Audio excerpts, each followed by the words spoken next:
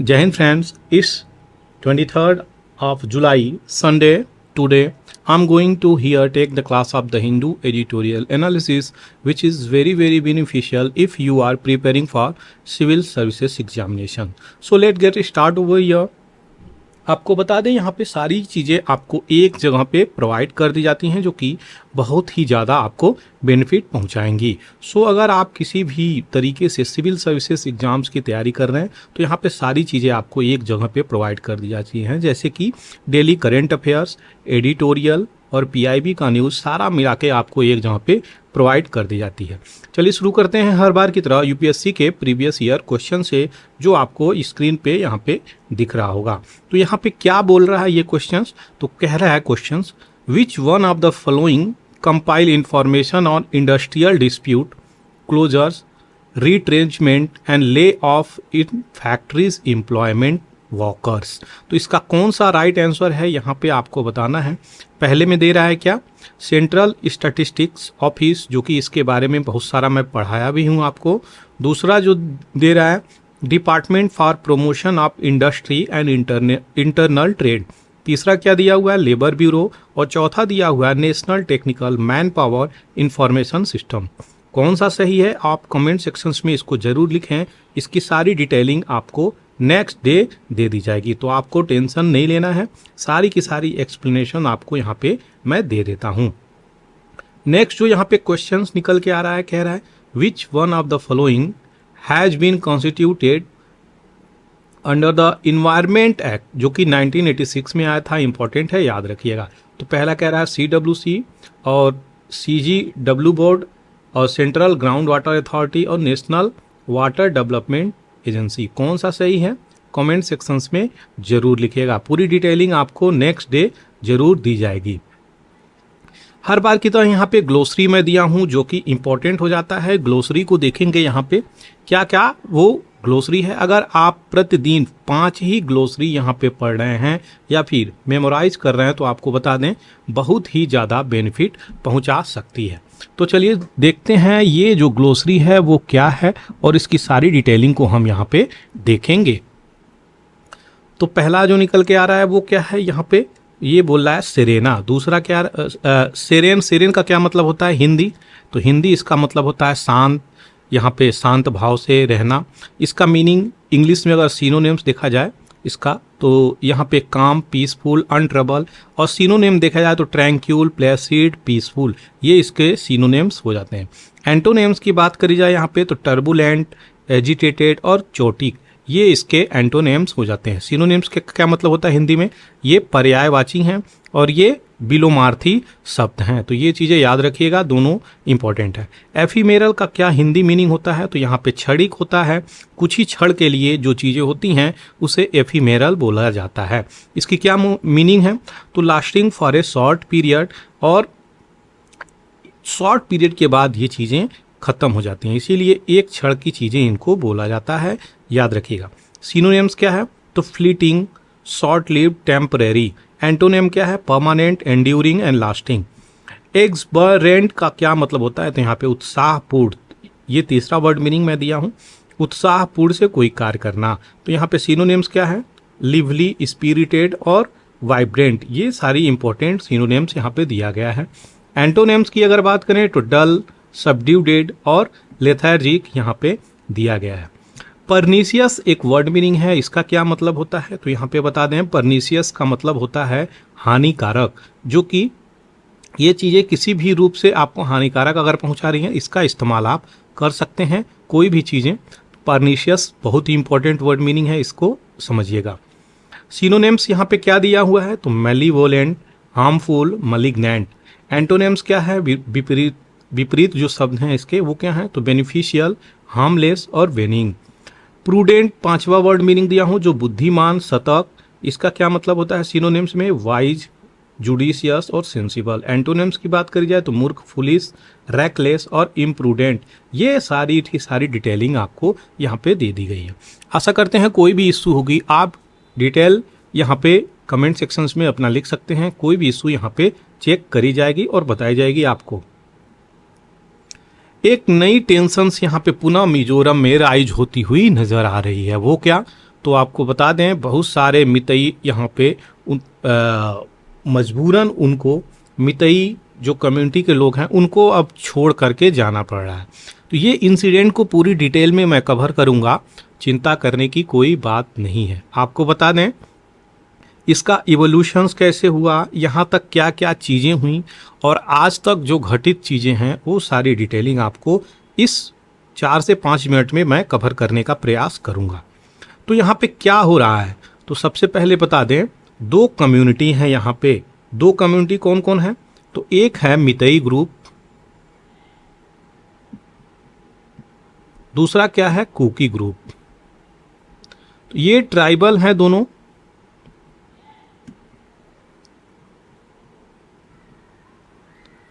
Tribal हैं और दोनों ग्रुप यहाँ पे क्या क्या डिफरेंसेस हैं इनमें, तो आपको बता दें दोनों ग्रुप आपके नॉर्थ ईस्ट में पाए जाते हैं, खास करके मिजोरम में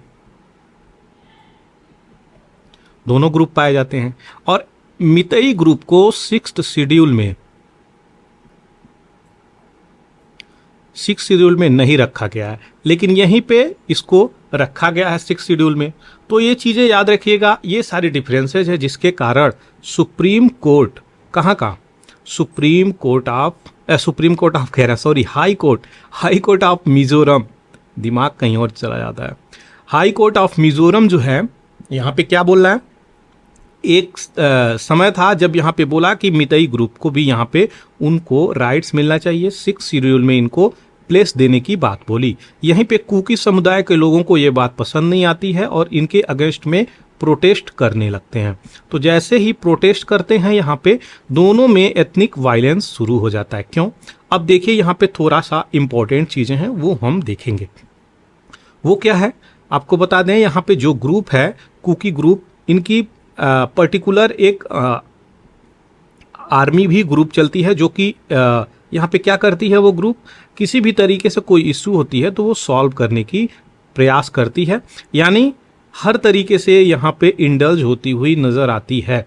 यहीं पे मितई कम्युनिटी आपको बता दें ये निकल के आती है, लगभग 55% ये मिज़ोरम की पॉपुलेशंस को कवर करती है, ये रेस्ट ऑफ द पॉपुलेशंस में आती है। लेकिन इतनी लार्ज संख्या में आने के बावजूद, और ये हिंदू कम्युनिटी है ये भी याद रखिएगा, ये नॉन हिंदू कम्युनिटी है ये भी याद रखिएगा। तो हिंदू कम्युनिटी मितई है, यहाँ पे 6th शेड्यूल में इसको ऐड नहीं किया जा रहा है। क्यों, वो सारी चीज़ें आपको अभी जा कर के बैकग्राउंड में मैं बताऊंगा क्यों नहीं ऐड किया जा रहा है, वो सारी चीज़ें आपको बताऊंगा। यहाँ पे क्या बातें बोली जा रही हैं मिज़ोरम में, अब थोड़ा वो देख लेते हैं। तो बहुत सारे लोग मजबूरन यहाँ पे छोड़कर जाने के लिए क्या मिज़ोरम को तैयार हो गए हैं। Peace accord MNF returning association, ये जो PMR है यहाँ पे ये इशू किया है फ्राइडे को मिज़ोरम में कि no longer safe for the Meitei, ये ग्रुप यहाँ पे, तो मितई लोगों के लिए ये सेफ जगह नहीं है, क्योंकि अभी आपको पता होगा कुकी समुदाय के महिलाओं को 2 से 5 महिलाएं थी, वो 2 महिलाएं नहीं थी, याद रखिएगा, उनको नग्न करके मितई कम्युनिटी के द्वारा यहाँ पे उनको परेड कराया गया, जो कि मानव शर्मसार हो गई। पूरी की पूरी भारत के लोग इस चीज़ को जब सुने तो भारतीय कहीं ना कहीं शर्मसार हो गया, पूरे वर्ल्ड में ऐसी चीज़ें कह सकते हैं। तो ऐसी चीज़ें कभी नहीं होनी चाहिए, कोई भी एथनिक वायलेंस हो किसी प्रकार से, लेकिन इस प्रकार की जो कहीं ना कहीं रिस्पेक्ट वाली बातें हैं, मानव को एकदम नीचे तबके कर ले जा कर के ये चीज़ें रखती।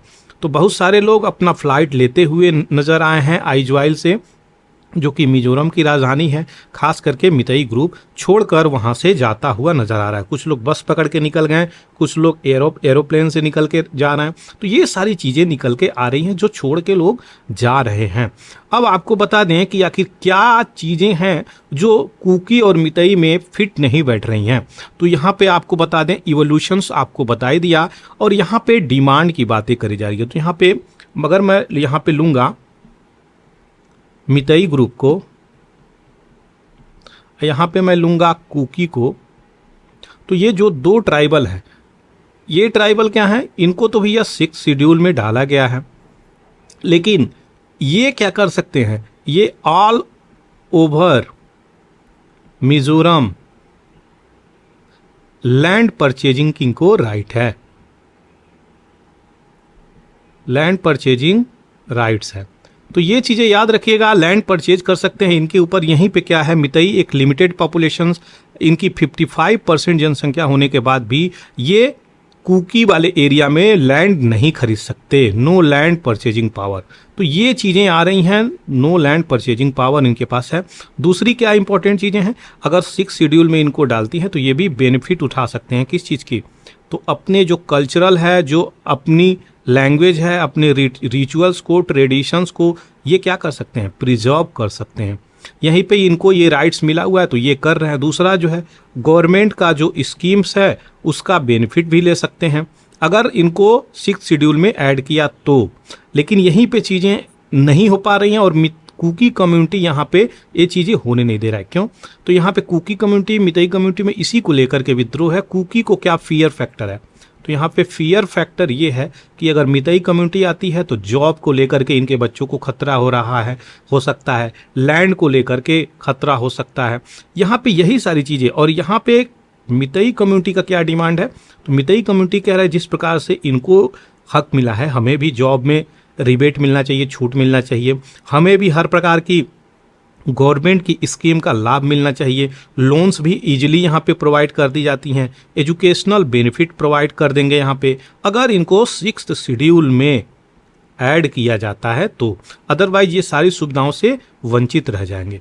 तो ये सारी दिक्कतें हैं मितई और कुकी कम्युनिटी, और ये सोच रहे हैं कि इनके बच्चों का, कुकी सोच रहे हैं हमारे बच्चों का ये जॉब भी खींच लेंगे, क्योंकि ये तो मेजॉरिटी में है।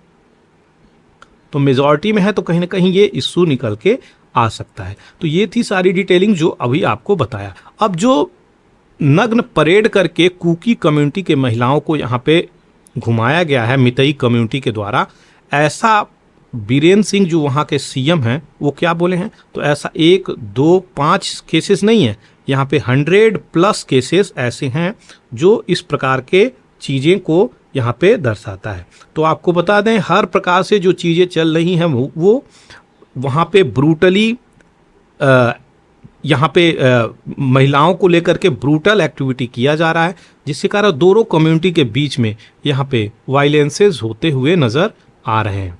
सारी की सारी डिटेलिंग आपको यहाँ पर दे दिया हूँ। अभी भी रुकने का नाम नहीं ले रहा है। अभी रिसेंटली बहुत सारे ऐसे केस पुनः निकल के आए हैं। तो ये जो डिटेलिंग आपको दिया, आशा करते हैं चीज़ें क्लियर हो गई होंगी। कोई कन्फ्यूज़न, कोई भी डाउट आप यहाँ पे क्लियर कर सकते हैं। एक चीज़ और है जो पॉइंट छूट गई है यहाँ पे, ये जो कम्युनिटी है मितई और कुकी, दोनों कम्युनिटी आपके नॉर्थ ईस्ट में पाई जाती है और बांग्लादेश और म्यांमार में पाई जाती है। याद रखिएगा दोनों कम्युनिटी कहाँ कहाँ पाई जाती है। चलिए आगे बढ़ते हैं अगले न्यूज़ की तरफ। तो यहाँ पे देखेंगे गोदावरी रिवर के बारे में। तो हर दिन एक रिवर, मैं इंडिया की पुनः रिवर को कवर कर रहा हूं, जो कि बहुत ही इम्पोर्टेंट हो जाता है। तो वो सारी डिटेलिंग यहाँ पे देखेंगे किस प्रकार से यहाँ पे वो रिवर है और सारी चीज़ें उसके बारे में हम देखेंगे यहाँ पे। तो भारत की यह one of the important river है जो कि अभी जानी जाती है लॉन्गेस्ट रिवर इन इंडिया, और ये significant geographical, cultural, economic importance को लेकर के भी जानी जाती है, जिसका नाम क्या है, दक्षिण गंगा के नाम से ये जानी जाती है। तो दक्षिण गंगा के नाम से भी जानी जाती है और one of the longest river है। याद रखिएगा ये चीज़ें। लोकेशंस की बात करी जाए तो ये फ्लो करती है कहाँ कहाँ, तो इंडियन स्टेट से होकर के महाराष्ट्र, तेलंगाना, आंध्रा और छत्तीसगढ़ एंड उड़ीसा, इन राज्यों में होकर के ये गुजरती है, जो कि इम्पोर्टेंट है, कहीं कहीं से क्वेश्चंस बन सकता है। अगर वहीं पे इसके लेंथ की हम बात करें तो इसका लेंथ जो है 1465 किलोमीटर, और माइल्स में अगर देखें तो 910 माइल्स के आसपास यहाँ पे लंबी मानी जाती है। यह सेकेंड लॉन्गेस्ट रिवर है इंडिया में गंगा के बाद अगर बात करी जाए। तो ये चीज़ें याद रखिएगा जो कि इम्पोर्टेंट है, सेकेंड लॉन्गेस्ट रिवर है। और सबसे ज़्यादा इम्पोर्टेंट क्या बातें हैं यहाँ पे कि ये गंगा के बाद सेकेंड लॉन्गेस्ट रिवर है, लेकिन इसको दक्षिण गंगा के नाम से भी जाना जाता है। याद रखिएगा, क्वेश्चंस तो कई बार आए हुए हैं। इसका सोर्स क्या है, यहाँ पे सोर्स की अगर हम बात करें तो इसका सोर्स क्या है, तो ये जो रिवर ओरिजिनेट होता है ये ब्रह्मागिरी माउंटेन से होता है, महाराष्ट्र से। और एग्जैक्ट सोर्स अगर बात करें तो त्रियंबकम पहाड़ पे जो हिल एरिया है वहाँ से होता है, जो नासिक के आसपास होता है, याद रखिएगा इसका। सारी की सारी चीज़ें इंपॉर्टेंट है जो भी चीज़ें यहाँ पे मैं बता रहा हूँ। अगर ट्रिब्यूटरी की बात करी जाए यहाँ पे, तो ट्रिब्यूटरी इसकी क्या है, तो गोदावरी इसकी सेवरल सिग्निफिकेंट ट्रिब्यूटरी हैं। जैसे अगर हम देखें तो इंद्रावती, मंजीरा, प्राणहिता, पेनगंगा, ये सारी इसकी इंपॉर्टेंट ट्रिब्यूटरी हैं। वर्धा, वेनगंगा, सबरी और भी कई सारी हैं जो इसकी इंपॉर्टेंट ट्रिब्यूटरी के रूप में जानी जाती हैं। वहीं पे अगर बात करी जाए डेल्टा की, तो यहाँ पे आप देख सकते हैं डेल्टा भी ये फॉर्म करता है। कहाँ पे, तो ये रिवर जब फ्लो करता है किधर से किधर, तो ये रिवर फ्लो करता है आपका वेस्ट से लेकर के ईस्ट की तरफ फ्लो करता है, और गोदावरी डेल्टा यहाँ पे बनाता हुआ नजर आता है, जो कि ईस्ट गोदावरी और वेस्ट गोदावरी डिस्ट्रिक्ट आंध्र प्रदेश, यहाँ पे इनको लेकर के ये बहुत फर्टाइल लैंड के रूप में क्रिएट करता है। आपको बता दें, कोई भी रिवर जब बहती है नदियों में तो अपने साथ बहुत सारे सेडिमेंट लेकर के आती है, वही इसकी फर्टाइल लैंड बनने का कारण होते हैं। तो ये सारी चीज़ें हैं। सेक्रेड सिग्निफिकेंस भी है इसकी। अगर बात करी जाए, नासिक त्रियंबकम में कुंभ मेला भी 12 साल में एक बार होता है, जो कि बहुत ही इम्पोर्टेंट हो जाता है। तो ये रिलीजियस पॉइंट ऑफ व्यू से भी काफ़ी इम्पोर्टेंट ये रिवर है, जो कि आपको पता होना चाहिए। हाइड्रो इलेक्ट्रिक प्रोजेक्ट की अगर हम बात करें, तो कुछ इम्पोर्टेंट प्रोजेक्ट भी यहाँ पे मैंने दे दिया है, जो कि यहाँ पे बनाने का बात चल रहा है। तो यहाँ पे इसके ऊपर है ये, तो श्री राम सागर प्रोजेक्ट, पोलावरम प्रोजेक्ट इसी नदी पे है, याद रखिएगा। और कौन सी नदी है वो, तो वो है गोदावरी रिवर, जो कि इम्पोर्टेंट है, आपको पता होना चाहिए। अगर सिंचाई की बात करी जाए कि इस नदी से क्या क्या चीज़ें होती हैं, तो ये सिंचाई, जो सिंचाई होती है खेतों में, उसमें भी इस नदी का प्रयोग होता है, इसके जल का प्रयोग होता है, और ट्रिब्यूटरी भी इसकी वाटर इरिगेशंस में सपोर्ट प्रदान करती हैं।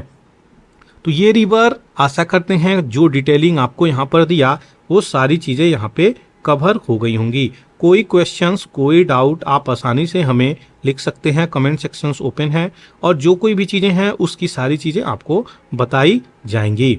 आशा करते हैं चीज़ें क्लियर हो गई होंगी। चलिए आगे बढ़ते हैं। यहाँ पे अब आता है निकल के पीआईबी न्यूज़। तो ये पीआईबी न्यूज़ को हम यहाँ पर देखेंगे क्या इंपॉर्टेंट चीज़ें हैं। तो ये जो पीआईबी न्यूज़ है, आपको बता दें सारी की सारी इंपॉर्टेंट चीज़ें हैं। ये सारी चीज़ें क्या हैं वो चलिए देख लेते हैं। तो सुप्रीम यहाँ पे सेक्रीफाइसेस बाय इंडियन सोल्जर, कहाँ पे, तो आपको बता दें पेरुगिया, इटली का एक शहर है मोंटेन। यहाँ पर क्या हुआ था, जब सेकेंड वर्ल्ड वार हुआ था, तो भारत से बहुत सारे सैनिक यहाँ पे लड़ने के लिए गए थे। तो इसी को यहाँ पे सेलिब्रेट करता हुआ नज़र आ रहा है इटली, और भारत की तारीफ़ें भी करता हुआ नज़र आ रहा है। तो यहाँ पे सेकेंड वर्ल्ड वार में भारत के लोग गए थे, जैसे नायक यशवंत खड़गे सुंदीलाल मेमोरियल यहाँ पे बनाया गया है, जो अनवील किया गया है अभी। तो ये इटालियन मिलिट्री हिस्टोरियंस यहाँ पे अनवील किए हैं। तो ये सारी चीज़ें हैं जो कि इम्पोर्टेंट है, आपको याद होना चाहिए। कहाँ पे हुआ है, तो इटली में हुआ है, जो कि इम्पोर्टेंट है, याद रखिएगा। ये चीज़ें बहुत ही इम्पोर्टेंट हो जाती हैं। यशवंत खगड़े का नाम याद रखिएगा। सुंदीलाल मेमोरियल कहाँ पे बना है ये भी याद रखिएगा। ये सारी चीज़ें इम्पोर्टेंट हो जाती हैं। जीबीए, ये जीबीए है क्या, तो ग्लोबल बायोफ्यूल अलायंस है। और ये जो इवेंट हुआ है, ये पार्टिसिपेशंस, बहुत सारे लोग यहाँ पे पार्टिसिपेट किए हैं, बहुत सारे इंस्टीट्यूट भी पार्टिसिपेट किए हैं। तो जो भी एनर्जी मिनिस्टर्स हैं 13 कंट्रीज़ के, ये कंट्रीज़ कौन कौन हैं, तो आपको बता दें ये कंट्रीज़ है 9 इंटरनेशनल ऑर्गेनाइजेशंस भी यहाँ पे पार्टिसिपेट किए हैं। तो India, Argentina, Bangladesh, Brazil, Canada, Italy, Kenya, Mauritius, Paraguay, Seychelles और यूनाइटेड स्टेट, यूएई, युगांडा, बहुत सारे इंटरनेशनल ऑर्गेनाइजेशंस भी यहाँ पे इसमें पार्टिसिपेट किए हैं। तो एक ऐसा बायोफ्यूचर प्लेटफॉर्म बनाने की बात करी जा रही है कि कम से कम जो फॉसिल फ्यूल है ना, उसको कम करा जाए। वहाँ पे ऐसी बातें बोली जा रही हैं, इसको कम करने की बातें बोली जा रही हैं। ये सारे जो इंटरनेशनल एजेंसी हैं इसमें पार्टिसिपेट करते हुए नजर आए। International energy agency, international energy forum, international renewable energy, world bank, world biogas association, world economic forum, ये सारे लोग इस इवेंट में पार्टिसिपेट किए हैं। सबसे इम्पॉर्टेंट बात तो ये है, ये कहाँ पे हुआ है, तो ये जो हुआ है आपके गोवा शहर में हुआ है। ये भी चीज़ें याद रखिएगा जो कि इम्पोर्टेंट है। दूसरा क्या चीज़ें निकल के आ रही है यहाँ पे, तो national tele mental health programme. ये कौन सा प्रोग्राम है, तो जो लोग डिस्ट्रेस, जो लोग एंजाइटी, स्ट्रेस, इस प्रकार की चीज़ों से गुजर रहे हैं, तो एक फ्री टॉल हेल्पलाइन है। और ये कहाँ पे है, तो ये कर्नाटका में है, याद रखिएगा। तो टेली मेंटल हेल्थ असिस्टेंस है एक प्रकार का। इससे भी क्वेश्चन आया था, ये टेली मानस है क्या, तो ये अक्टूबर 2022 में लॉन्च किया गया मेंटल हेल्थ सर्विसेज डिलीवर करने के लिए। यानी अगर किसी भी प्रकार से आप स्ट्रेस से गुजर रहे हैं तो आप यहाँ पे फ़ोन कर सकते हैं और आपको समाधान ओरली यहाँ पे प्रोवाइड कर दिया जाएगा।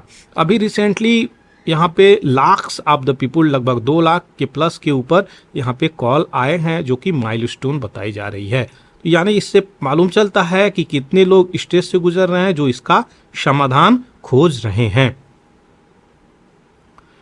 पॉलिटिकल थॉट फॉर फूड, यहाँ पे क्या आ रहा है, इंपॉर्टेंट एक आर्टिकल है, उसको मैं कंपाइल करके यहाँ पे आपके सामने लेकर के आया हूँ। तो जो फूड की प्रॉब्लम है वर्ल्ड में, वो सारी प्रॉब्लम यहाँ पे निकल के आ रही है, उसको हम यहाँ पर देखेंगे। तो जो एग्री वर्ल्ड है, एग्री फूड है, उसमें किस प्रकार से चीज़ें बदल रही हैं, किस प्रकार से लोगों को इम्पैक्ट कर रही हैं। पावर्टी, गरीबी, हंगर, भूखमरी, माल नरिशंस, जो पोषक तत्व है, किस प्रकार से यहाँ पे लोगों को इम्पैक्ट करती हुई नज़र आ रही है। इन्हीं सब मुद्दों पे ये चीज़ें लाई गई हैं कि ये फूड जो है किस प्रकार से इम्पैक्ट कर रही हैं वर्ल्ड को। यहाँ पे सारी चीज़ें हम लोग यहाँ पर देखेंगे। दूसरा जो इम्पोर्टेंट फैक्ट है यहाँ पे कि किस प्रकार से ग्रीन हाउस गैसेस को भी कंट्रोल किया जा सकता है, उस पर भी बातें चल रही हैं। पार्लियामेंटेरियन, अगर अक्रॉस वर्ल्ड में जितने भी पार्लियामेंट हैं उसके अंदर जो भी एमपीज बैठते हैं या फिर मैं कहूँ रिप्रेजेंटेटिव बैठते हैं, तो वो वर्ल्ड के लोग एक आइडियोलॉजी पे आ रहे हैं, एक सिंगल की यहाँ पे पॉलिटिकल विल दिखाते हुए नजर आ रहे हैं। वो क्या होता है पॉलिटिकल विल, तो जो एक न्यू मल्टीलेटरल बॉडी बनेगी कि किस प्रकार से रिफॉर्म करके, ट्रांसफॉर्मेशंस ला करके एग्री फूड सिस्टम को सही किया जाए। ग्लोबल लेवल पे बात करी जा रही है यहाँ पे, ऐसा नहीं कोई स्टेट लेवल पे ही बात ही करी जा रही है, तो ऐसा बिल्कुल भी नहीं है। स्टेट लेवल पे बिल्कुल नहीं सोचिएगा, ये ग्लोबल लेवल पे बातें बोली जा रही हैं जो कि इम्पोर्टेंट है। ये सारी चीज़ें बहुत इंपॉर्टेंट है, क्वेश्चंस यहाँ से बनाए जा सकते हैं। दूसरी क्या चीज़ें बोली जा रही है यहाँ पे, तो 16 जून जो अभी आपका गुजरा हुआ है, तो यहाँ पे सेकेंड ग्लोबल पार्लियामेंट्री समिट हुई है। ये किसके खिलाफ, तो हंगर और माल नरिशंस के खिलाफ हुई है। कहाँ पे हुई है, चीले। चीले की राजधानी क्या है, सैंटियागो, याद रखिएगा। तो ये चीले में हुई। अच्छा, चीले किस कॉन्टिनेंट में है, ये हम आपसे पूछ रहे हैं, कमेंट सेक्शंस में आप जरूर लिखिएगा। तो ये चीज़ें हुई हैं, ये इंपॉर्टेंट है, क्वेश्चंस यहाँ से बन सकता है जो कि आपको बता रहा हूँ। पहली समिट इसकी कहाँ पे हुई थी, तो पहली समिट 2018 में स्पेन में हुई थी। सस्टेनेबल डेवलपमेंट बैकग्राउंड में जाकर के देखना इंपॉर्टेंट हो जाता है, क्योंकि यहाँ पे हंगर और माल नरिशंस, पावर्टी की बातें बोली जा रही हैं। तो सबसे पहले अगर देखा जाए सस्टेनेबल डेवलपमेंट गोल में कितने गोल होते हैं, तो क्वेश्चंस यही है यहाँ पे कि कितने गोल होते हैं। तो यहाँ पे आपको बता दें 17 गोल होते हैं, 169 टारगेट होते हैं इसमें। अब इससे पहले क्या था, तो इससे पहले आपको बता दें MDG था, मिलेनियम डेवलपमेंट गोल। इस मिलेनियम डेवलपमेंट गोल को कब से कब चालू किया गया था, तो ये 2000 से लेके 2015 तक इसको चालू किया गया था, और ये जो है 2016 से 30 तक इसका टारगेट है। 2030 तक सारे टारगेट को यहाँ पे लाने का बात करी जा रही है, जिसमें सबसे पहले क्या रखा गया है, नो पावर्टी, यानी गरीबी होगी तो हंगर बढ़ेगा, हंगर बढ़ेगा तो हेल्थ अपना सही नहीं रख पाएंगे। तो ये पहले में दिया है, ये दूसरे में, और ये तीसरे में, याद रखिएगा। क्वालिटी एजुकेशंस की बात करी गई है, जेंडर इक्वेलिटी की बात करी जा रही है, क्लीन वाटर सैनिटेशंस की बात करी गई है, 7वें में अफोर्डेबल एंड क्लीन एनर्जी की बात बोली गई है। इकोनॉमिक ग्रोथ 8वें में आ जाता है, इंडस्ट्री और इंफ्रास्ट्रक्चर 9वें में आ जाता है। जो इनइक्वालिटी है ना, जो रिच और रिच हो रहे हैं, पुअर और पुअर हो रहे हैं, ये जो है इसको कम करा जाएगा, 10वें में मेंशन है। सस्टेनेबल सिटीज़ बनाने की बात करी जा रही है, क्योंकि बहुत सारे जगहों पे जो क्लाइमेट चेंज की वजह से इम्पैक्ट हो रहा है। रोड्स दिल्ली के आपको याद ही होंगे किस प्रकार से ये फ्लड में परिवर्तित हो गए हैं। गुजरात में भी कुछ ऐसा ही अभी चल रहा है, राजस्थान में ऐसा ही देखने को मिला, हिमाचल प्रदेश में हम लोग जो देखें वो तो सबको पता ही है। ये सबसे इम्पोर्टेंट और मेरा फेवरेट हो जाता है। क्यों? तो आपको बता दें क्यों। 12 जो है वो रिस्पॉन्सिबल कंजम्पशन और प्रोडक्शंस के लिए कहता है। यानी कोई भी कंट्री है, फॉर एग्जांपल चाइना की बात करें या यूएसए की बात करें, इन दोनों कंट्री में होड़ लगती है कि कितना हम प्रोडक्शंस कर सकते हैं और कितना हम एक्सपोर्ट कर सकते हैं, कितनी हमारी जीडीपी ऊपर जा सकती है। लेकिन आपको बता दें यहाँ पे ये बातें बोल रहा है अपने नीड के अनुसार आप अगर प्रोडक्शंस करेंगे तो ये कहीं ना कहीं अर्थ की रिसोर्स को भी यूटिलाइज करता हुआ बैलेंस वे में नजर आएगा। अगर हम अपने नीड के अनुसार कार्य करेंगे तो चीज़ें हो जाएंगी। अगर अपने ग्रीड के अनुसार, लालच के अनुसार कार्य करेंगे कि अपनी जीडीपी को बढ़ाना है, बूस्ट करना है एक्सपोर्ट को, प्रोडक्शंस को, तब हम क्या फोकस करेंगे? केवल प्रोडक्शंस पे फोकस करते हुए नज़र आएंगे। तो ये जिम्मेदारी तरीके से कंजम्पशन हो और प्रोडक्शंस हो, इसके लिए ये चीज़ें बोली जा रही हैं, जो कि मेरा सबसे फेवरेट है। कोई भी कंट्री अगर इस पे मुद्दे पे ध्यान दे देगी तो क्या होगा? एक सही प्रकार से देश में रिसोर्स का बैलेंस हो जाएगा। 13वां क्या है? क्लाइमेट एक्शंस की बात बोली गई है। 14 लाइफ बिलो वाटर, 15 वहीं पे life on land, piece justice 16 में आ जाता है, पार्टनरशिप फॉर गोल। ये सारी डिटेलिंग आपको जो बताया ना, ऐसा नहीं है कोई भी ऐसा गोल हो जहां से क्वेश्चंस नहीं आए हों। सारे के सारे गोल से क्वेश्चंस आए हैं जो कि बहुत ही इंपॉर्टेंट हो जाते हैं। अब जो इसमें बात बोली जा रही है वो क्या है?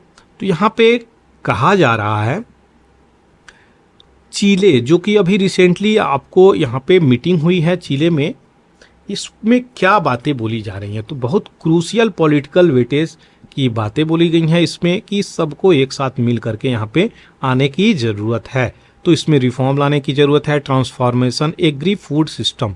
ये सिस्टम एक बहुत बड़ा टर्म है, इसके अंदर सारी की सारी चीज़ें आ जाती हैं। तो सिस्टम एक ह्यूज टर्म है, याद रखिएगा।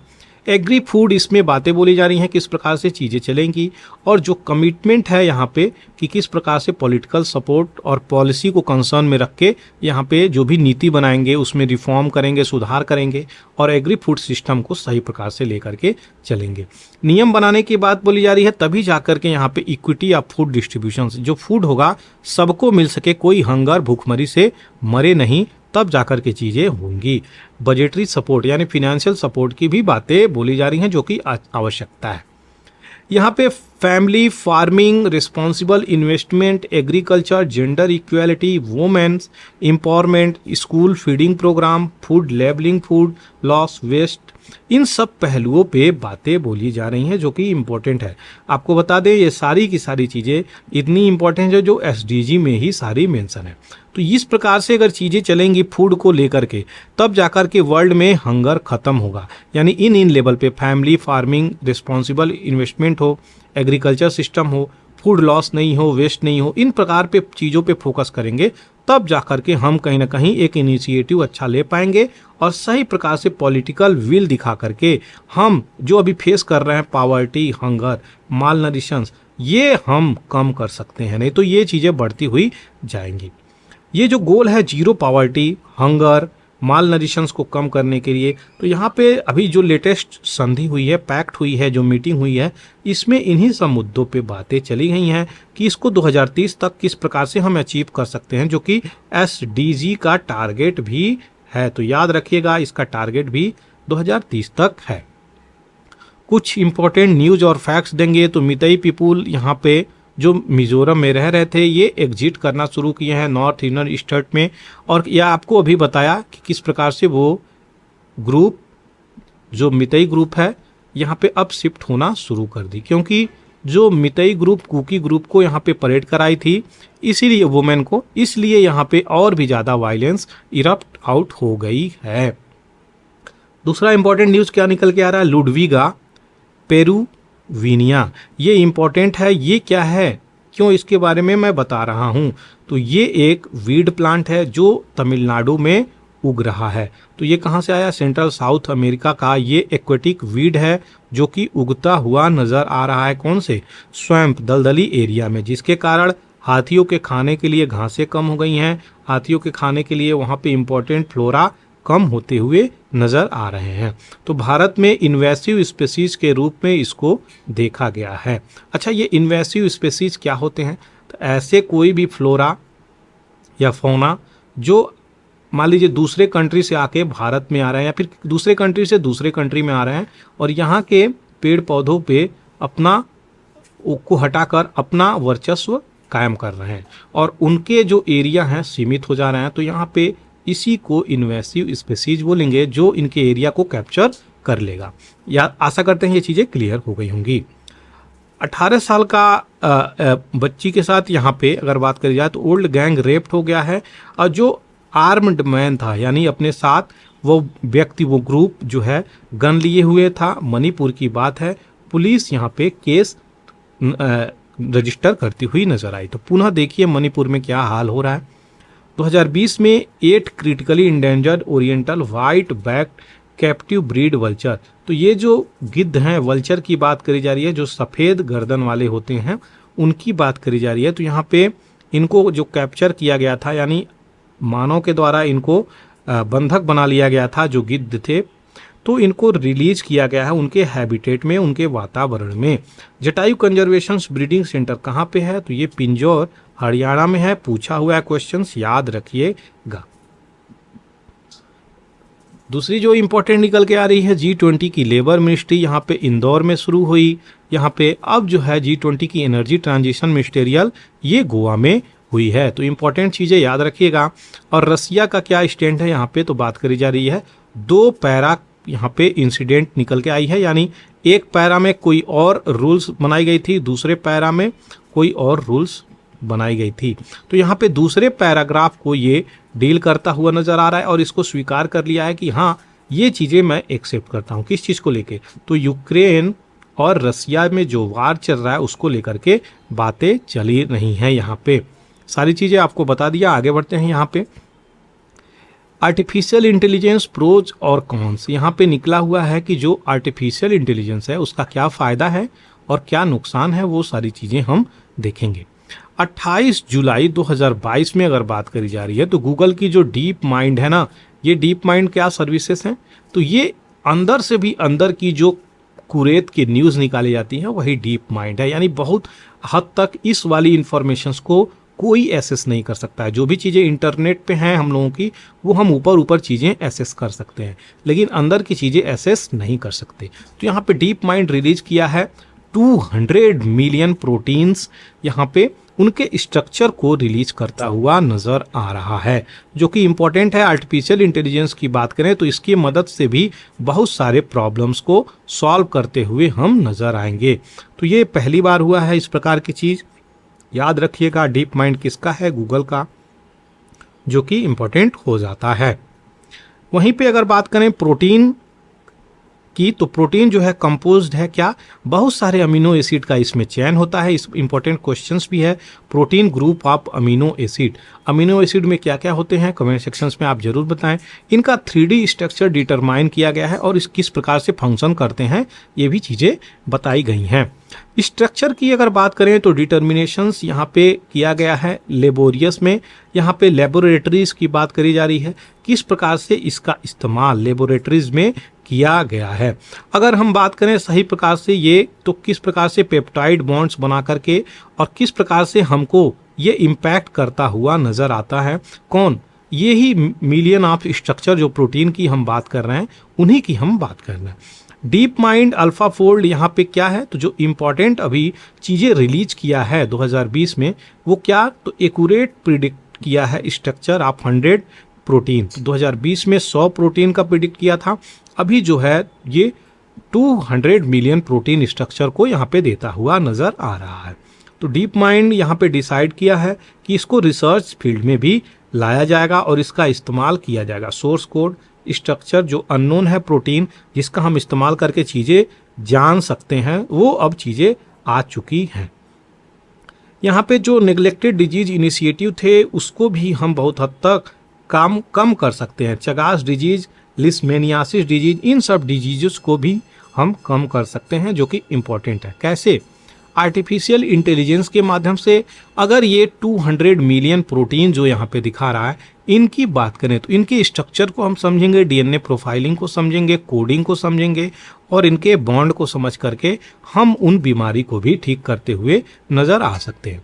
2020 में बात करी जा रही है रोबोटिक सिंथेसाइजर की, तो यहाँ पे रिसर्च पेपर निकला, इसमें डिस्क्राइब किया गया है, लिखा गया है किस प्रकार से हम आर्टिफिशियल इंटेलिजेंस सिंथेसाइजर का इस्तेमाल कर सकते हैं। तो जो लैब में इसको इस्तेमाल करने की बात करी जा रही है। दूसरी चीज़ें क्या इंपॉर्टेंट है, तो यहाँ पे यूनाइटेड नेशन इन्वायरमेंट प्रोग्राम के द्वारा ये चीज़ें बताई जा रही हैं कि जो वर्ल्ड इन्वायरमेंट सिचुएशंस रूम है ये कलेक्ट कर रहा है, एनालाइज कर रहा है और आर्टिफिशियल इंटेलिजेंस को देख करके यहाँ पे क्या हो रहा है, 140 कंट्री यहाँ पे प्रिडिक्ट कर रही हैं कि किस प्रकार से दुनिया में कार्बन डाइऑक्साइड का कंसंट्रेशन हो रहा है, किस प्रकार से कार्बन डाइऑक्साइड रिलीज हो रही है, किस प्रकार से कार्बन डाइऑक्साइड किस किस कंट्री में किस लोकेशंस पे यहाँ पे बढ़ता हुआ नज़र आ रहा है, ग्लेशियर किस प्रकार से पिघल रहे हैं, सी लेवल किस तरीके से समुद्र का जो स्तर है बढ़ रहा है, बायोडाइवर्सिटी किस प्रकार से लॉसेस हो रहे हैं,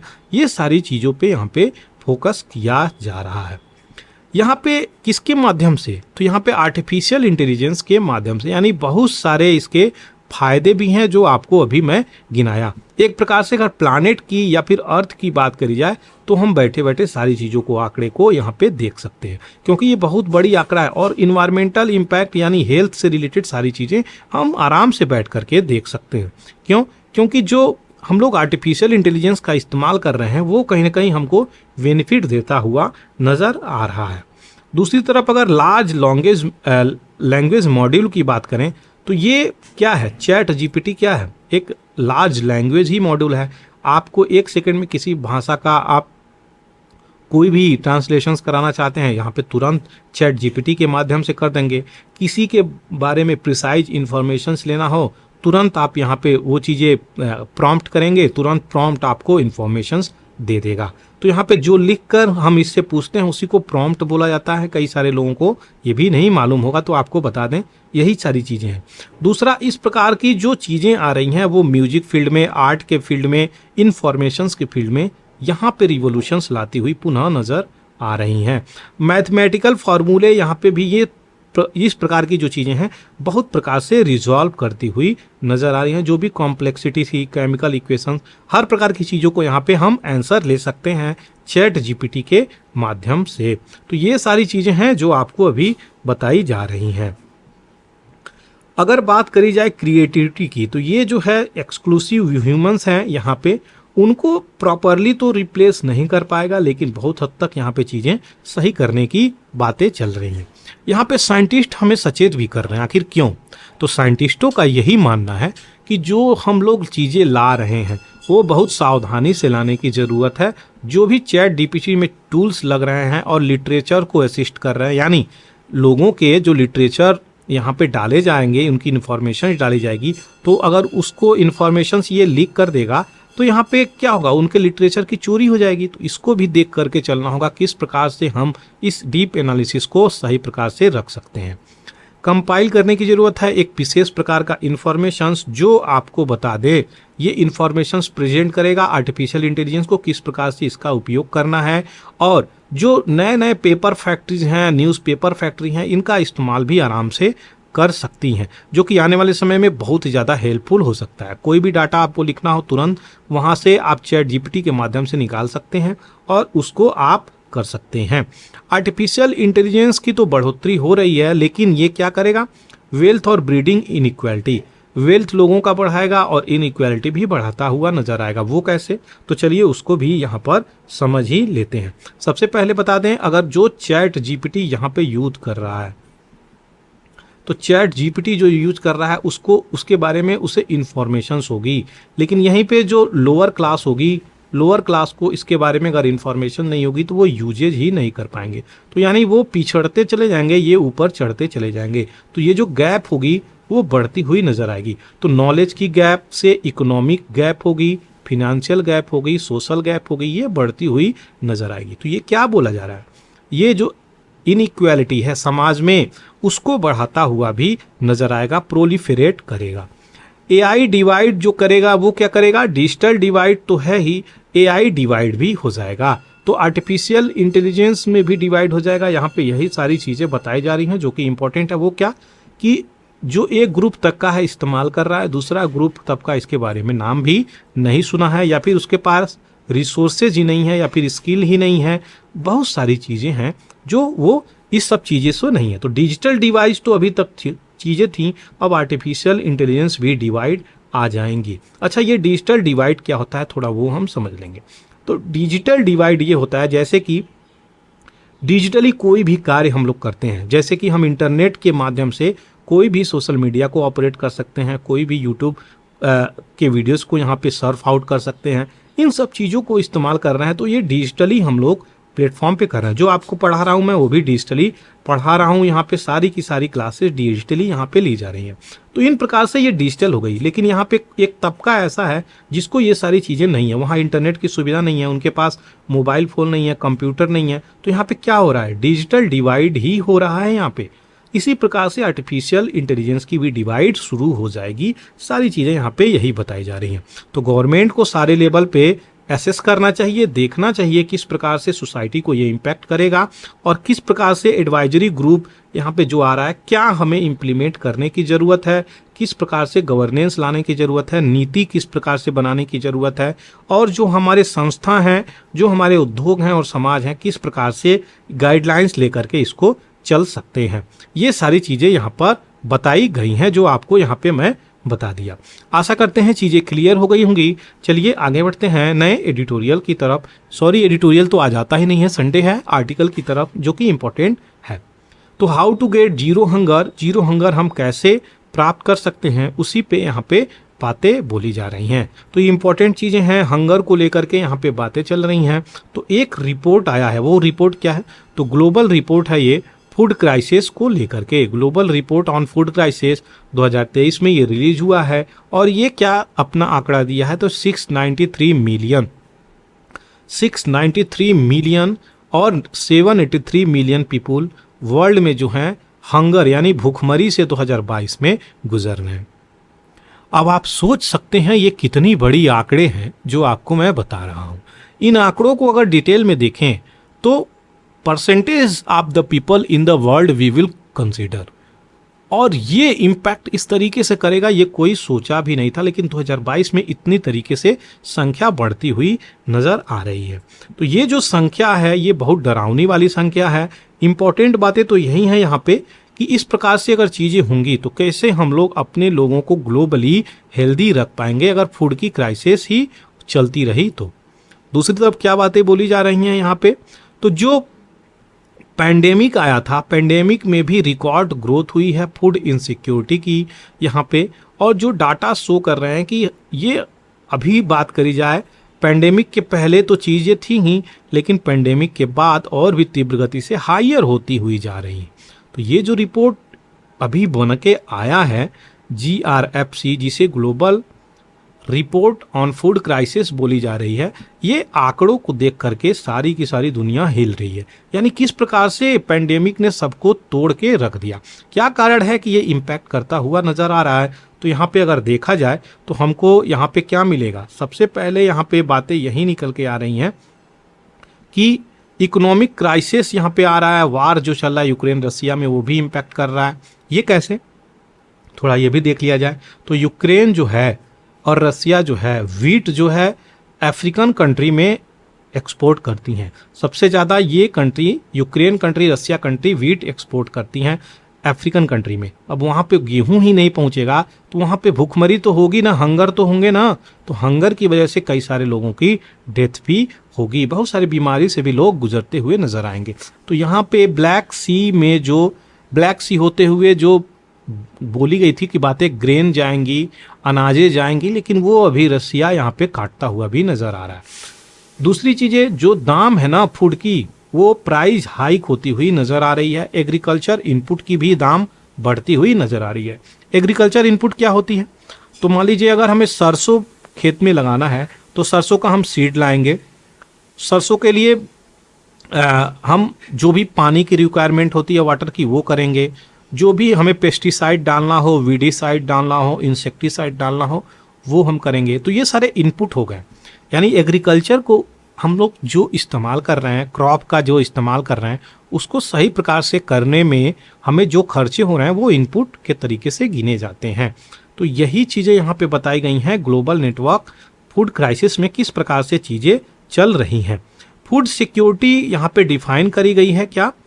तो यहाँ पे फूड सिक्योरिटी को डिफाइन करी गई है कि वर्ल्ड फूड समिट 1996 में ये चीज़ें चली हैं कि जब सभी पीपुल को यहाँ पे ऑल टाइम फिजिकल और इकोनॉमिक एसेस होगा सफिशिएंट और हर तरीके से सेफ्टी, कि उनको न्यूट्रिशियस जो पोषक फूड होगा उनको उनकी डाइटरी में प्रतिदिन के जो भोजन करते हैं उनमें भोजन में उनको बैलेंस यानी न्यूट्रिशियस डाइट न्यूट्रिशियस डाइट उनको मिल पाएगा। इसी को लेकर के यहाँ पे बोला गया है फूड सिक्योरिटी इस प्रकार से डिफाइन करी गई है। तब ये चीज़ें मानेंगे कि हाँ ये हेल्दी लाइफ होनी चाहिए और ये फूड सिक्योरिटी को डिफाइन करता है। अगर ये चीज़ें प्राप्त नहीं हो रही हैं, उनको एसेसिबिलिटी नहीं है फूड की और हेल्दी फूड नहीं मिल रहे हैं, बैलेंस डाइटरी फूड नहीं मिल रहे हैं, उनकी हेल्थ और लाइफ को इम्पैक्ट कर रहे हैं, तब ये चीज़ें काउंट नहीं हो पाएंगी, ये डिफाइन नहीं करती हैं तब। अब यहाँ पे गोल इंपॉर्टेंट हो जाते हैं पुनः, जो कि बहुत ही ज़्यादा इंपॉर्टेंट है। तो आपको बता दें, सबसे पहले poverty, zero hunger, good health, quality education, gender equality, clean water and sanitation, affordable decent industry innovations, reduce inequality, sustainable responsible consumptions, climate, और ये सारी चीज़ें जो आपको दे रहा हूँ। अभी पिछले वीडियो में इसका एक्सप्लेनेशन किया था, लेकिन स्लाइड में ऐड किया हूँ ताकि चीज़ें क्लियर हो जाएं आपको। इन सब मुद्दों पे बातें बोली जा रही हैं, तभी जाकर के हम इन सब चीज़ों को यहाँ पे सही तरीके से डील कर पाएंगे। क्या यहाँ पे रिपोर्ट बोल रहा है? यहाँ पे तो रिपोर्ट यहाँ पे यही बातें बोल रहा है कि हंगर जो है no longer on an alarming path upward. यहाँ पे जो हंगर है वो ऊपर बढ़ता हुआ नहीं नजर आ रहा है, बल्कि ये और तीव्र गति से कोविड के बाद से बढ़ता हुआ नजर आ रहा है। सोच लीजिए, और तीव्र गति से बढ़ता हुआ नजर आ रहा है यहाँ पे, और ये वर्ल्ड को इम्पैक्ट करता हुआ नजर आ रहा है। सस्टेनेबल गोल 2 में जीरो हंगर रखा गया है, क्वेश्चन आ सकता है और आया भी है। तो यहाँ पे 2022 के एस्टीमेट में हम 2.4 बिलियन पीपुल को हम यहाँ पे बातें बोल सकते हैं कि इनको एडिक्वेट फूड की एसेसिबिलिटी नहीं होगी। इतने लोगों के 2.4 बिलियन पीपुल, कितने लंबे पीपुल, कितना ये मास लार्ज नंबर में आ रहा है। सोच के देखिए एक बार, इतने लोगों को अगर भोजन ही नहीं मिलेगा तो किस प्रकार से ये चीज़ें चलेंगी। यही सोचने योग्य बातें हैं। पेंडेमिक तो सबको उखाड़ के रख दिया। 9.2% ऑफ द वर्ल्ड पॉपुलेशन 2022 में बात करी जाए तो यहाँ पे इम्पैक्ट करता हुआ नजर आ रहा है कोविड-19 के बाद से। अगर कुछ अच्छे न्यूज़ को अगर यहाँ पर देखें, जो कि अच्छा न्यूज़ क्या है यहाँ पे, तो अच्छा न्यूज़ की अगर हम बात करें तो यहाँ पे जो स्टंटिंग है, स्टंटिंग क्या होती है पहले तो वही समझ लिया जाए। तो यहाँ पे 2 टर्म होते हैं, एक होती है वेस्टिंग, एक होती है स्टंटिंग, जो कि यहाँ पे दिया गया है। तो इन दोनों में अंतर होती है। स्टंटिंग क्या होती है? ये जो वेट होती है बच्चे की हाइट के अनुसार सही नहीं होती है। ये चीज़ें इम्पोर्टेंट है। स्टंटिंग क्या होती है? जो एज होती है वो हाइट के अनुसार एज नहीं होती है। तो ये चीज़ें हैं, दोनों में इम्पैक्ट करती हैं और बहुत हद तक ये चीज़ें, ये क्वेश्चंस आया भी हुआ है, क्लियर होना चाहिए। तो यहाँ पे स्टंटिंग की अगर बात करें तो यहाँ पे ये बहुत हद तक बैलेंस नज़र आई है, बहुत ज़्यादा इसमें सिग्निफिकेंटली कोई चेंजेस नहीं हुई है। वहीं इम्पॉर्टेंट बात करी जाए अगर चिल्ड्रेन की, तो जो 5 इयर्स के एज के हैं उसमें डिक्लाइन नज़र आई है। क्या? स्टंटिंग डिक्लाइन नज़र आई है। तो इन प्रकार की चीज़ें तो कम हुई हैं। ओवरवेट भी सिग्निफिकेंटली ही बढ़ा है, कोई बहुत ज़्यादा बच्चों में ओवरवेट यानी मोटापा की बात करी जा रही है, बहुत ज़्यादा तो नहीं बढ़ा है। दूसरी तरफ जो हेल्दी डाइट है उनमें वृद्धि हुई नज़र आ रही है। तो महंगाई हर जगह नज़र आ रही है, यहाँ पे ये बातें बोली जा रही हैं। 6.7% 2019 में और 21 में ये चीज़ें इतनी तरीके से थी कि 6.7% 19 से 21 में चली हैं। 2030 तक बात करी जाए तो जो 600 मिलियन पीपुल ये क्रॉनिकली अंडर नरिशमेंट के हो जाएंगे। तो जो फूड सिक्योरिटी है आज के डेट में वो विकराल प्रॉब्लम होती हुई नजर आई। अच्छा, कारण क्या है? तो यहाँ पे कारण अगर देखें तो बहुत सारा कारण है जो स्लोइंग डाउन हो रहा है, लॉकडाउन की वजह से इकोनॉमिक डाउन टर्न हो रहे हैं आर्थिक तरीके से, पेंडेमिक सबका यहाँ पे जो अर्निंग थी वो इम्पैक्ट करता हुआ नज़र आया है, लोगों का जॉब जाता हुआ नज़र आ रहा है, इनकम में कमियां यहाँ पे हो गई हैं लोगों की, यूक्रेन वार चलने की वजह से हर प्रकार से जियोपॉलिटिकल्स यहाँ पे इम्पैक्ट होती हुई नज़र आ रही हैं। कोई कंट्री इससे ऐसा नहीं है प्रभावित लगभग नहीं हुई हैं। हर प्रकार की पॉलिसीज़ को इम्पैक्ट यहाँ पे किया हुआ है। अर्बनाइजेशन इतनी तीव्र गति से हो रही है कि यहाँ पे क्या हो रहा है, एग्री फूड जो सिस्टम है, जो एग्रीकल्चर एरिया है, उसमें श्रिंकनेस हो रहा है। पहले इतना बड़ा एरिया था, अब जो है इतना छोटा एरिया हो रहा है, पूरा का पूरा बिल्डिंग खड़ा कर दिए हैं। तो हम लोगों को ये फूड की प्रॉब्लम कैसे नहीं होगी, यही सारी चीज़ें रिपोर्ट में बताई जा रही हैं। तो अर्बन पॉपुलेशन यहाँ पे इंक्रीज हो रहा है, ग्लोबल फूड्स इनसिक्योरिटी बढ़ती हुई नज़र आ रही है। यही सारी चीज़ें हैं जो आपको यहाँ पे बताने की ज़रूरत है, मैं बता रहा हूँ। दूसरी चीज़ें क्या हैं, तो जो न्यूट्रिशन है यहाँ पे, जो न्यूट्रिशन है वो फंडामेंटली अचीवमेंट की बात बोली जा रही है कि सस्टेनेबल डेवलपमेंट गोल में ये मेंशन है। और ये चीज़ें civil society, private sector, government, local government, central government, union government, हर गवर्नमेंट को मिलकर के यहाँ पे कार्य करना चाहिए। जो इंटरनेशनल ऑर्गेनाइजेशन है उसको भी इसमें हाथ डालना चाहिए, तभी जाकर न्यूट्रिशन यहाँ पे बदल पाएगा और लोगों को फूड प्रोवाइड हो पाएगा। ग्लोबल लेवल पे बात कर रहे हैं, तो यहाँ पे इन सब चीज़ों को देखने की ज़रूरत है, पॉलिसी इंसेंटिव करने की ज़रूरत है। और दूसरी चीज़ें क्या है, तो हमें इनकरेज करने की ज़रूरत है जो भी शॉप प्रोवाइड कर रहे हैं, ग्रेटर अमाउंट ऑफ फ्रेश और मिनिमली प्रोसेस्ड फूड। तो यहाँ पे मिनिमली प्रोसेस्ड फूड होना चाहिए और जो फ्रेश फूड होना चाहिए उसको प्रोवाइड करे, तब जाकर के चीज़ें यहाँ पे सही होंगी। स्ट्रीट फूड की भी जो हेल्दी कंडीशंस होना चाहिए, ऐसा नहीं कि यहाँ पे स्ट्रीट फूड की कंडीशंस बहुत डिग्रेडेड है, तो हम लोगों को कैसे यहाँ पे हेल्थ खराब नहीं होगा। ये जो रिपोर्ट आया है यही सजेस्ट कर रहा है कि रूरल इंफ्रास्ट्रक्चर और क्वालिटी रूरल और फीडर रोड्स, इन प्रकार का अगर हम निर्माण करते हैं तो कहीं ना कहीं ये सारी चीज़ें फूड जो इनसिक्योरिटी है उसको रिजॉल्व करती हुई नज़र आएंगी। पब्लिक इन्वेस्टमेंट की बातें बोली जा रही हैं कि सपोर्ट करे किस प्रकार से। ये छोटे छोटे जो फार्म्स हैं, स्मॉल फार्म्स हैं, मीडियम इंटरप्राइज हैं, बिजनेस क्लास की बात बोली जा रही है। तो यहाँ पे जो वेयर हाउस है ये क्या होता है, तो जो हम लोग कोल्ड स्टोरेज बोलते हैं या फिर गोदाम बोलते हैं, इनमें जो चीज़ें रखी हैं इनको वेयर हाउस बोलते हैं। तो कोल्ड स्टोरेज, डिपेंडेबल इलेक्ट्रिफिकेशंस यानी इलेक्ट्रिसिटी की भी ज़रूरत है, एक्सेस टू डिजिटल टूल्स की ज़रूरत है, वाटर सप्लाई होनी चाहिए। अगर ये बेसिक नेसेसिटी चीज़ें भी नहीं होंगी तभी भी आपको वाटर में प्रॉब्लम नज़र आएगी। फॉर एग्जांपल, अगर आपको फार्मिंग करना है तो आपको क्या ज़रूरत होगी, आपको इलेक्ट्रिसिटी की ज़रूरत होगी। वो कैसे, तो आपको पानी डालना होगा, आपको हर प्रकार से छिड़काव करना होगा, आपको ड्रोन से यहाँ पे रेगुलेशंस करना होगा। आज की मॉडर्न टेक्नोलॉजी आ गई है, इसलिए जो है इलेक्ट्रिसिटी का भी इस्तेमाल इम्पोर्टेंट हो जाता है, डिजिटलाइजेशन का भी इम्पोर्टेंट हो जाता है यहाँ पे। तो सारी चीज़ें इंपॉर्टेंट हो जाती हैं, लोकल गवर्नमेंट का रोल बढ़ जाता है, जो कि यहाँ पे सिग्निफिकेंट दिखाता है। अगर सब मिलकर के यहाँ पे कार्य करेंगे तब जाकर के ये सारी चीज़ें संभव हो सकती हैं, अदरवाइज फूड क्राइसिस यहाँ पे होती हुई नज़र आएंगी। ये थी सारी डिटेलिंग जो आपको हमको बताना था। आशा करते हैं चीज़ें क्लियर हो गई होंगी। चलिए यहाँ पे देखते हैं जो न्यूज़ निकल के आया है। तो यहाँ पे world fragile x awareness day मनाया गया, जिसके कारण यहाँ पे दिल्ली में लोग गैदर हुए। ये किससे जुड़ा हुआ है, तो ये जेनेटिक कंडीशन से जुड़ा हुआ है। अगर ये कैसे इम्पेक्ट करती है तो आपको बता दें, ये लर्निंग डिसेबिलिटी और सोशल चेंज, यहाँ पे इमोशनल डिफ़िकल्टी हो जाती है अगर कोई इस प्रकार से ग्रसित है। फ्रेजाइल एक्स क्रोमोजोमल डिसऑर्डर जो है ये जेनेटिक डिसऑर्डर, इससे कोई ग्रसित है। तो ये न्यूज़ में है, याद रखिएगा, जो कि इम्पोर्टेंट है। दूसरा जो है यहाँ पे क्या निकल के आ रहा है, तो ISA मेंबर, ये कौन से हैं, तो इंटरनेशनल सीबेड अथॉरिटी।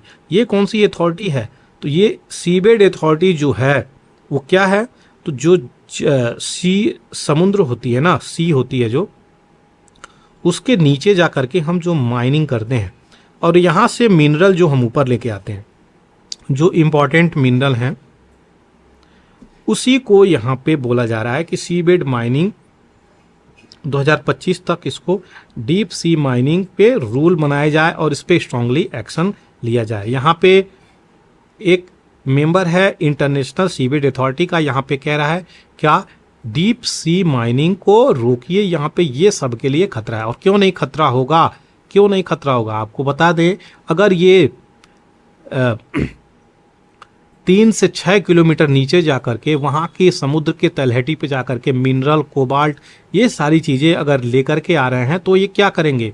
वहाँ के जो फ्लोरा फौना है उसको इम्पैक्ट करते हुए नजर आएंगे, उनके हैबिटेट को हम डिस्ट्रक्शंस करते हुए नजर आएंगे। तो वो रहेंगे क्या? उनके लिए जो हैबिटेबल वातावरण है उसको भी अब इम्पैक्ट करेंगे ही। तो यही चीज़ें हैं जो यहाँ पे सीधे बताई जा रही हैं। आशा करते हैं चीज़ें क्लियर हो गई होंगी। अब अगर देखा जाए डीप सी माइनिंग होती कैसे है, तो बड़े बड़े शिप होते हैं, बड़े बड़े यहाँ पे देख सकते हैं किस प्रकार से ये एक पाइप होता है इम्पोर्टेंट, शिप से अटैच होता है, शिप स्टेबल होता है, और जिसके कारण यहाँ पे जो सेडिमेंट होते हैं नीचे भेजा जाता है, रोबोटिक मटेरियल, और ये जा कर के यहाँ पे ये खनन कार्य करते हैं, और ये खनन कार्य कर करके एक सिस्टम होती है वायर, उसी से ये सारी चीज़ें ऊपर के तरफ मिनरल निकाली जाती है। तो जो सी बेड होते हैं देख सकते हैं यहाँ पे, इम्पोर्टेंट है यही सी बेड है, यानी समुद्र के तलहटी पे जो चीज़ें हैं यहाँ पे ये भेजा जाता है इक्विपमेंट, और ये चीज़ें निकाल कर लेकर के जाती हैं। तो हाइड्रोथर्मल वेंट है, ये इम्पोर्टेंट है। ये क्या है हाइड्रोथर्मल वेंट? तो जो यहाँ पे ज़मीन के ऊपर जिस प्रकार से ये पहले तो बता दें, ज़मीन जो है समुद्र की तलहटी कोई ऐसा नहीं है कि हर जगह बराबर ही है। ज़मीन समुद्र के नीचे भी बहुत सारे ऐसे माउंटेन हैं जो हिमालय से भी बड़े माउंटेन हैं। तो ऐसी चीज़ें याद रखिएगा। और यहाँ पे उन सब जगहों पे जाकर के एक्सकेवेशंस होंगी, और वहाँ पे जो मिनरल निकल के आएंगी इसी वेंट से नीचे से ऊपर चली जाएंगी, और वहाँ पे मिनरल यहाँ पे निकाल दी जाएंगी, और इन मिनरलों का इस्तेमाल होगा। तो जो कोबाल्ट हो गए, बहुत सारे मिनरल, इंपॉर्टेंट मिनरल हो गए, वो यहाँ से निकालने की बातें बोली जा रही हैं। तो अभी तक अर्थ के सरफेस पे थे, अब हम लोग सी सरफेस पे भी यहाँ पे बातें बोली जा रही हैं वर्ल्ड के लोग। तो ये हम दूसरे के हैबिटेट को कैप्चर करेंगे अगर, तो वहाँ पे उनके फ्लोरा फौना को इम्पैक्ट होगा, तो उनकी लाइफ कैसे इम्पैक्ट नहीं होगी। यही सारी डिटेलिंग थी। आशा करते हैं चीज़ें क्लियर हो गई होंगी। दूसरा, जो नॉर्थ कोरिया यहाँ पे पुनः फायर किया है। नॉर्थ कोरिया एक हमेशा मजाक करता रहता है, और ये किससे? तो यूएसए से, याद रखिएगा। सेवरल क्रूज मिसाइल्स यहाँ पे निकाली गई हैं येलो सी में। अच्छा, क्वेश्चंस ये बन जाएगा येलो सी कहाँ पे है, जो कि इंपॉर्टेंट हो जाएगा। नॉर्थ कोरिया कहाँ पे है, जो कि इंपॉर्टेंट हो जाएगा। तो चलिए देखते हैं, बहुत सारे मिसाइल्स नॉर्थ कोरिया छोड़ रहा है, वो कहाँ पे है। तो नॉर्थ कोरिया देख सकते हैं, साउथ कोरिया देख सकते हैं। इसको सपोर्ट कौन करता है? यूएसए, याद रखिएगा। ये आपका ईस्ट जापान है, और ये आपका येलो सी है। ये आपका रहा नॉर्थ कोरिया, जो कि इंपॉर्टेंट है, हमेशा चाइना को फेवर करते हुए नजर आता है। यानी सीधे और आम भाषा में बोले, जो चाइना इनको बोलता है ये वो करते हैं। बार बार ये धमकाता रहता है कि आपका जो आइलैंड है यूएसए का, आपके पैसिफिक ओशियन में, उस पर हम बम मार देंगे, बम मार देंगे। तो यही चीज़ें हैं, ये चीज़ें बार बार बोलता रहता है। और ये जो बॉर्डर है ये इंपॉर्टेंट है। ये बॉर्डर को किस नाम से जाना जाता है, इसका नाम आपसे हम पूछ रहे हैं। क्वेश्चंस बहुत इंपॉर्टेंट है। नॉर्थ कोरिया साउथ कोरिया को कौन सी बॉर्डर डिवाइड करती है? क्वेश्चंस मेरा आपसे यही है। तो यहाँ पे क्या हो रहा है, ये सारे बहुत सारे टेस्ट किया, और येलो सी में यहाँ पे इस बार टेस्ट किया। ऐसा क्यों? चाइना के पास यहाँ पे क्यों किया? तो हमेशा इधर भेजता था, इस बार इधर क्यों किया? तो आपको बता दें, जो यूएस की मिलिट्री पर्सनल है यहाँ पे गर्दिश कर रही थी, यहाँ पे राउंडिंग पे थी, जिसके कारण यहाँ पे ये किया, टेस्टिंग किया अपना इन्हीं सी में, जो कि इंपॉर्टेंट है, आपको पता होना चाहिए। चाइना यहाँ पे dozen of the war plane Taiwan वाले रीजन में भेजा। अब ये ताइवान वाला रीजन भी इंपॉर्टेंट है, क्वेश्चंस यहाँ से भी बन जाता है। अब देखेंगे डोजन्स ऑफ द जो वार एरोप्लेन है ये वो क्यों भेज रहा है। तो आपको बता दें, जो चाइना है वो ये कहता है कि जो ताइवान है वो मेरा पार्ट है, जबकि ताइवान जो है छोटा सा ताइवान है, वही ओरिजिनल ताइवान है। उनकी कल्चरल, उनकी लैंग्विस्टिक, उनकी रिचुअल, उनकी सारी की सारी चीज़ें अभी भी उसी तरीके से प्रिजर्व हैं। जबकि ये चाइना जो है एक्सपेंशनरी पॉलिसी में, इंपीरियलिज्म में, साम्राज्यवाद में विश्वास रखता है। तो आप देख सकते हैं चाइना कहाँ कहाँ लैंड को कैप्चर करता हुआ नहीं नज़र आ रहा है। चाहे बात करी जाए इंडिया की, चाहे बात करी जाए तिब्बत की, हर जगह पे ये लैंड को कैप्चर करता हुआ नज़र आ रहा है। हर तरीके से ये यही इशू है कि किस प्रकार से ये सारे के सारे वर्ल्ड को इम्पैक्ट कर रहा है। तो यहाँ पे वर्ल्ड को इम्पैक्ट कर रहा है अपनी जियो पॉलिटिक्स से, क्योंकि इसका जियो पॉलिटिक्स ही ऐसा है कि यहाँ पे आपके 2, 3, 4 रीजन को कैप्चर करेगा, बोलेगा ये वाला रीजन आप ले लो, ये वाला रीजन हमें दे दो। तो आपसे ले करके आपसे ही कंप्रोमाइज कराने पे तुला रहता है। 2 स्टेप 3 स्टेप पॉलिसी है, 2 कदम पीछे 3 कदम आगे जाना, फिर 2 कदम पीछे चले आना। इसका पॉलिसी बहुत पुराना है चाइना की। तो यही सारी चीज़ें हैं। ताइवान अगर बात करी जाए यहाँ पे ओरिजिनली, तो ये सारी चीज़ें चल रही हैं। 37 एयरक्राफ्ट चाइना अभी 7 नेवी वेजल यहाँ पे इन आइलैंड के ऊपर भेजा।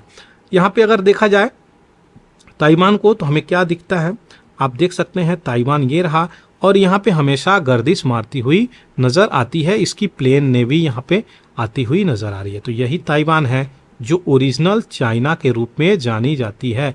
इंपॉर्टेंट है, ये चाइना तो कैप्चर कर करके लैंड, कैप्चर कर करके लैंड ये बना है। ये चीज़ें याद रखिएगा हमेशा, जो कि एक्सपेंसरी पॉलिसी है चाइना की, और इंपीरियलिज्म भी पॉलिसी है।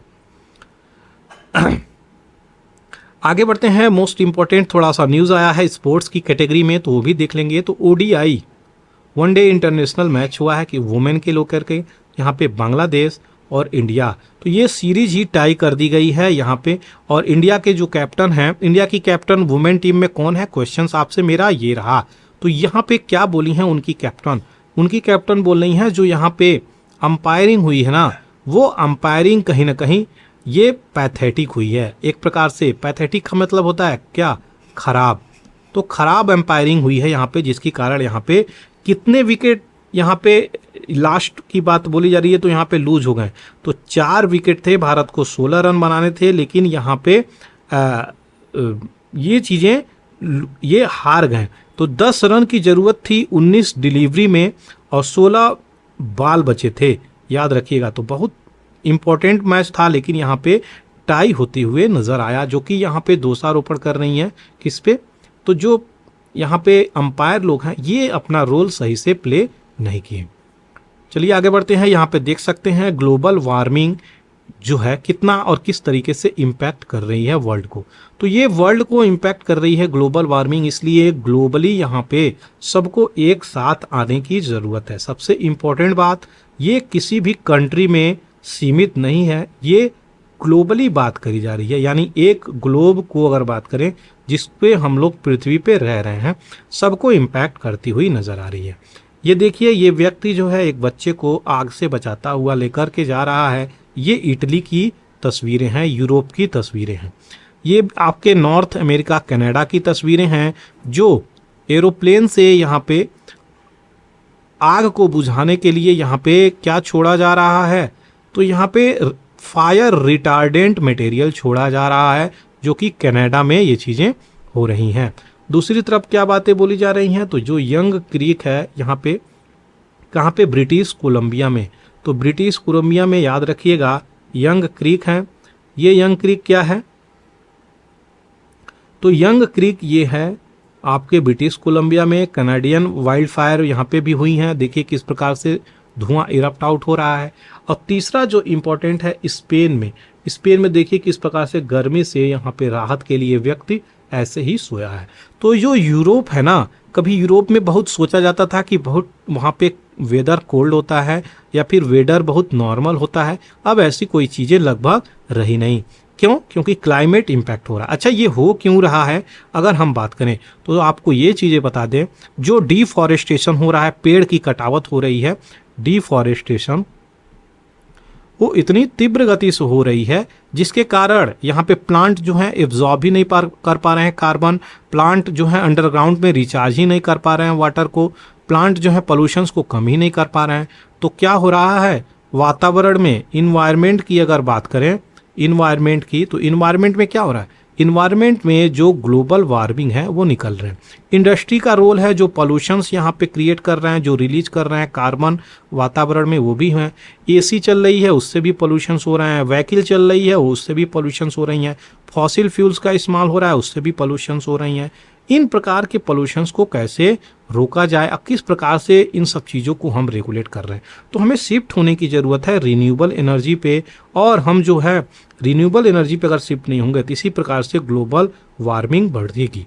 1.5 डिग्री सेल्सियस तक यहाँ पे बैलेंस करने की बातें बोली गई हैं। पेरिस पीस कॉन्फ्रेंस में 2015 में ये चीज़ें होती हैं। तो कन्वेंशन ऑफ पार्टी जो 2015 में हुई थी पेरिस में, उसमें 1.5 डिग्री सेल्सियस तक इंडस्ट्रियल लेवल को लेकर के यहाँ पे चीज़ें रखी गई हैं कि इस डिग्री को हम लोग ऊपर नहीं जाने देंगे। लेकिन बात करी जा रही है 2 डिग्री तक यहाँ पे बढ़ जाएगा अगर इसको हम लोग सही से यूनाइट होकर कार्य नहीं किए तो। ये सारी डिटेलिंग थी जो आपको बताना था। आशा करते हैं चीज़ें क्लियर हो गई होंगी। अगर आप इस चैनल पे नए हैं तो सबसे पहले स्ट्रांगली अपील है मेरा आपसे कि इसको आप शेयर कर सकते हैं अपने फ्रेंड्स के साथ, खास करके उनसे जो सिविल सर्विसेज एग्जाम्स की तैयारी कर रहे हैं, या फिर जिनको इन्फॉर्मेशंस लेना अच्छा लगता है उनको आप शेयर कर सकते हैं, अपने कलीग को शेयर कर सकते हैं और चैनल को सब्सक्राइब करना